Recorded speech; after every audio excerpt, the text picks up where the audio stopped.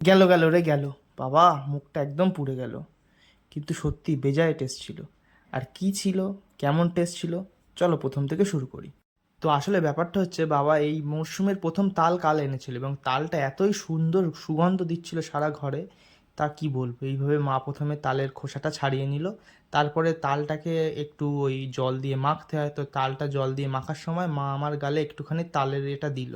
তো ওটা খেতে এত টেস্টি ছিল, এত মিষ্টি ছিল তালটা, মনে হচ্ছিলো যেন ওর মধ্যে কোনো মিষ্টিই লাগবে না। তারপরে এরকমভাবে পুরোনো দিনের পদ্ধতিতে মা তাল থেকে ওর যে মজ্জা বা ক্রিম যেটাকে বলে সেটাকে বার করে নিল, নিয়ে তার মধ্যে আটা এবং আখের গুড় দিয়ে সেটাকে ভালোভাবে মেখে এইভাবে ভাজতে শুরু করলো।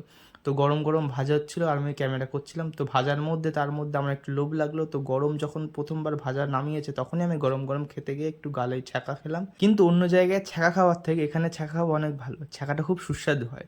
তো আমি একটা খেয়ে নিলাম, তারপরে এই দেখো এতগুলো ভাজা হয়েছে, তো আমি আর একটাও পরে খেয়ে নিয়েছিলাম, অনেকগুলোই খেয়েছিলাম। তো দেখা হচ্ছে পরের ভিডিওয়ে।